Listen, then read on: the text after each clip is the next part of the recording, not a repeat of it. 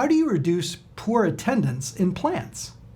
I'm Greg Schenkel, President of Unique Training and Development and Frontline Leadership Systems, and today we need to talk about poor attendance in plants and what you can do to turn it around. Now, whether you have a factory or a warehouse, when employees don't show up for work when they're scheduled, it causes a whole host of problems.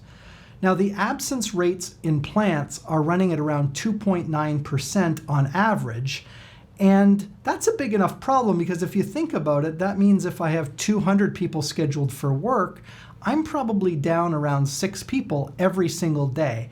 And that means I have to carry even more help in terms of floaters so that I can make sure that we can run the production that's scheduled for the day. We need to look at how the absenteeism is actually impacting individual, team, and overall plant performance.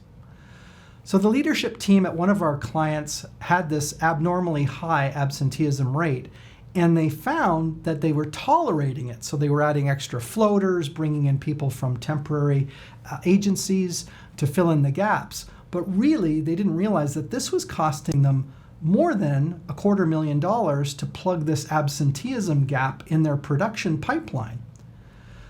Now, by coming in and working with the supervisors and management team, both in terms of training and also strategizing, we were able to effect a 50% reduction in absenteeism, and that was using a twofold strategy. First, we had to address the chronic absenteeism folks, and then we had to work on creating a workplace where people actually wanted to come to work. So I've got 3 tips for you on how to reduce absenteeism in plants. Number 1 is define the problem. See, if we just stay at the surface level, we'd say, well, absenteeism is the problem. But there's a strategy called the 5 why method of getting to the root cause. Why are people not coming to work? And as you dig deeper, you get closer to the environment that maybe people aren't finding the work itself rewarding, they're not having good interactions with their coworkers or their managers. And by going a little deeper, you can find out what the root cause is and start to fix that. So define the problem. Tip number 2 is address the chronic absenteeism. Usually, instead of painting a broad brush and say everybody's absent too often, you'll probably find you can apply the Pareto principle or the 80-20 rule that says a relatively small number of workers probably are absent more than anyone else. And sometimes they're taking advantage of policies, sometimes there's a real issue there personally that they're dealing with.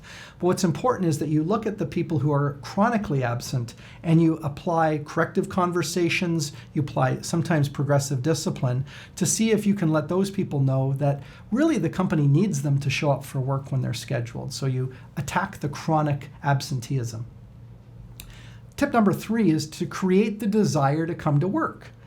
The reality is when somebody rolls out of bed in the morning or has to report to the night shift, they have to make this decision. Do I feel like going to work today? Yes, I need to make money, but maybe I'm not feeling really great, or maybe I'm not feeling overly motivated, and so I make the choice to call in sick or to call off work. So many managers think it's only the paycheck that causes people to go to work. And the reality is there's a whole lot of other aspects at play when people go to work. There's the social aspect of interacting with their coworkers. There's the relationship that they have with their boss. There's the nature of the work itself and whether they feel challenged and motivated and supported. So why not look at some of those things which can normally be addressed by increasing the leadership capability of your team. So once you've worked on reducing the absenteeism in your plant, you'll recognize it's very closely related to the strength of your frontline leaders. And that's where we come in with our frontline leadership training program.